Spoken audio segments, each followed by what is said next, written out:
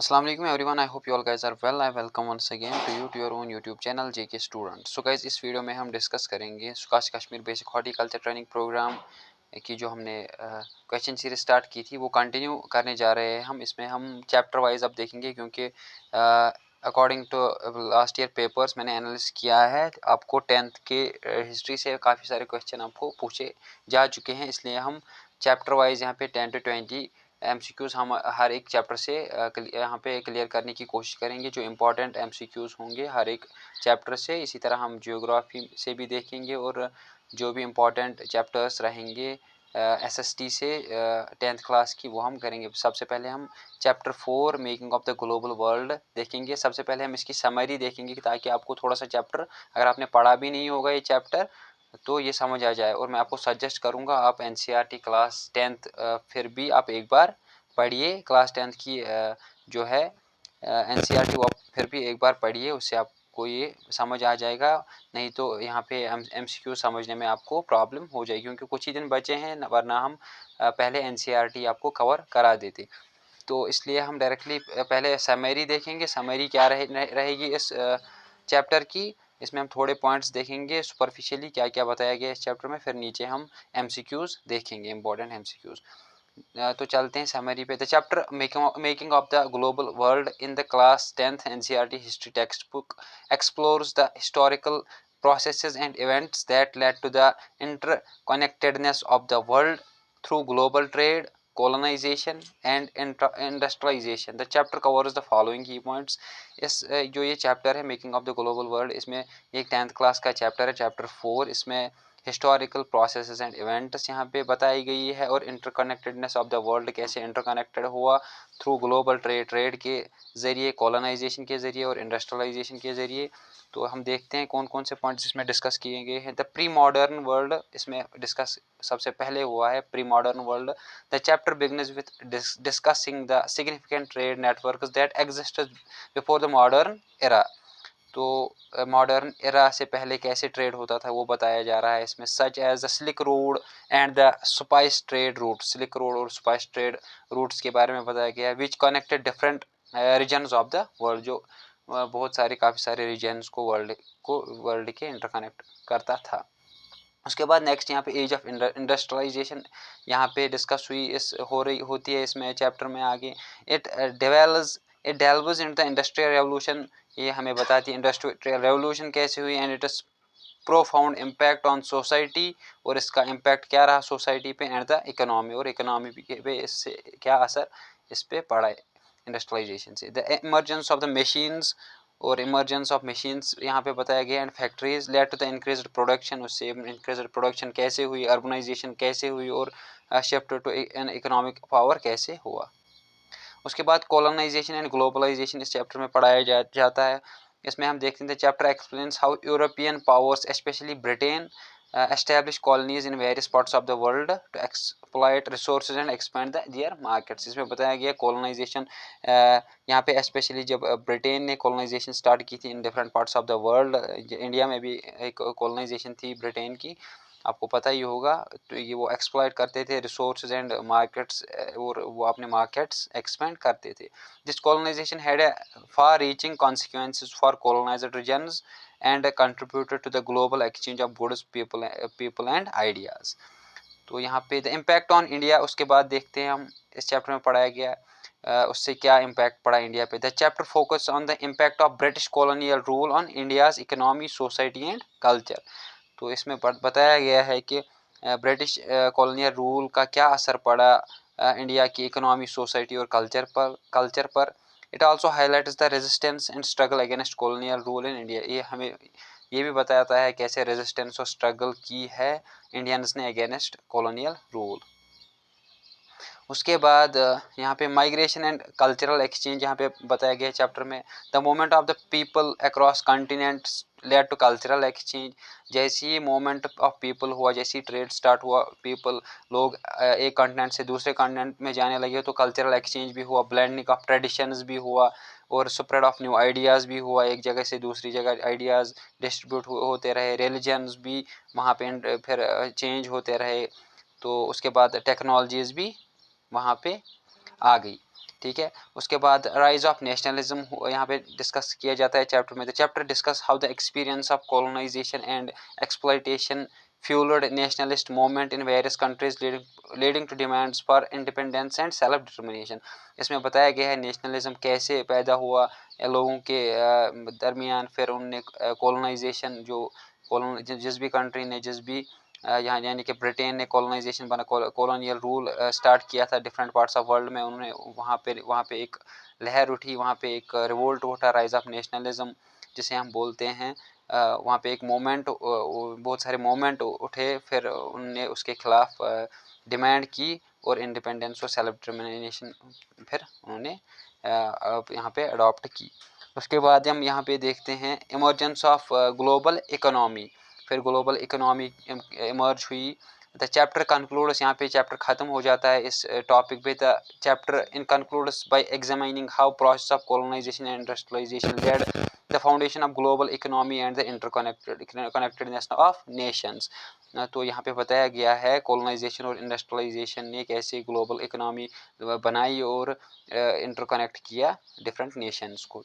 तो यहाँ पे आपको थोड़ा ओवरव्यू मिल गया होगा चैप्टर का। अब इसके बाद हम क्वेश्चन सीरीज देखते हैं कौन से क्वेश्चन जिससे आ सकते हैं। और मैं फिर भी सजेस्ट करूँगा आपको एक बार ये चैप्टर 4 आप पढ़ लेना एनसीईआरटी से 10th क्लास की, आपको इससे क्वेश्चन मिल जाएगा।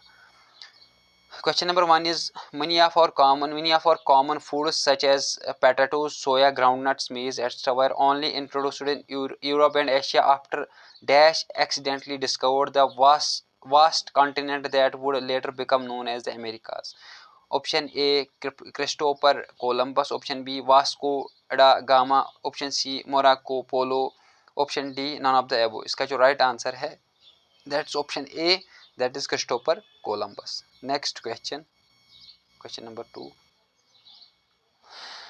Precious metals, particularly dash from mines located in present-day Peru and Mexico, enhanced Europe's wealth and financed its trade with Asia. Option A copper, option B bauxite, option C iron ore, option D silver। इसका जो right answer है that's option D, that is silver। Next question. Many expeditions set off in search of El Dorado, the fabled city of option A silver, option B emerald, option C diamonds, option D gold। इसका जो right answer है that is option D, that is diamonds। Next question, question number 4. America's original inhabitants had no immunity against disease that came from Europe. Dash in particular prove a deadly killer. Option A chicken pox, option B measles, option C smallpox, option D filaria। इसका जो right answer है that's option C, that is smallpox। Next question. Reduced role of dash and the rising importance of America's gradually moved to the center of the world trade westwards. Option A is China, option B is Japan, option C is Korea, option D is none of the above। इसका जो right answer है that is option A, that is China। That means reduced role of China and the rising importance of America's gradually moved to the center of the world trade westwards। Next question, question number 6. Which country passed the corn laws to restrict the import of corn? Option A France, option B Great Britain, option C Spain, option D USA। इसका जो right answer है that is option B, that is Great Britain। Next question. Demand for dash led to the migration of people to America and Australia. Option A capital, option B raw materials, option C labor, option D both A and B। इसका जो right answer है that's C, that's labor। Demand for labor led to the migration of people to America and Australia। Next question. Between 1820 and 1914, world trade is estimated to have multiplied 25 to 40 times. Nearly the percent of this trade comprised primary products। primary products मतलब कि जो agriculture से हमें हासिल होते हैं। इसका जो राइट आंसर है दैट्स ऑप्शन ए, सॉरी इसके जो ऑप्शन है that's option A 10, option B 20, option C 40, option D 60। इसका जो राइट आंसर है that's 60%। That is between 1820 and 1914, world trade is estimated to have multiplied 25 to 40 times. Nearly 60% of this trade comprises primary products। Next question. One of the oldest livestock market in Dash was Smithfield, option A London, option B Liverpool, option C Manchester, option D Edinburgh. इसका जो right answer है that is option A, that is London. One of the oldest livestock market in London was Smithfield. Next question. Animals were slaughtered for food at the starting point in America, Australia or New Zealand and then transported to dash as frozen meat, thereby reducing the shipping cost and reducing meat prices. इसके जो option है, option A Asia, option B Europe, option C Africa, option D middle east. इसका जो right answer है that is option B, that is option B is Europe. Next question. In 1855, big European powers met in Dash to complete the carving up of Africa between them. Option A Paris, option B London, option B Berlin, option D Berlin. इसका जो right answer है that's option D Berlin. Next question. The US alone became a colonial power in the late 1890s by taking over some colonies earlier held by option B A Belgium, option B Portugal, option C Spain, option D France. का जो right answer है that's option C France. Next question. in Africa in the 1890s, a fast spreading disease of dash had a terrifying impact on people's livelihood and local economy. Option A rinderpest, option B smallpox, option C measles and option D scurvy. इसका जो right answer है that is option A scurvy. 1890s में स्कारवी हुआ था Africa में, sorry rinderpest हुआ था Africa में। रिंडरपेस्ट का राइट आंसर है। Question number 14 is Europeans came to Dash hoping to establish plantations and mines, but they faced the problem of labor shortage. इसका जो ऑप्शन है, option A Africa, option B Asia, option C middle east, option D South America. इसका जो right answer है that is Africa. इसका right answer है। Next question. Rinderpest arrived in Africa in the late 1880s. It was carried by infected cattle imported from British Asia to feed the Italian soldiers invading Dash in East Africa. Option A Kenya, option B Eritrea, option C Ethiopia, option D Sudan. इसका जो right answer है option B Eritrea. इसका जो right answer है वो यहाँ वहाँ पे इसको feed the Italian soldiers invading Eritrea. वहाँ पे एक जगह थी जिसको इन्वेड कर रहे थे यहाँ पे कॉलोनियल रूल इसमें यहाँ पे चल रहा था। तो वहाँ पे जो सोल्जर्स थे तो उनको फीड करने के लिए कैटल भेजे गए, उनके थ्रू यहाँ पे रिंडरपेस्ट डिजीज स्प्रेड हुई।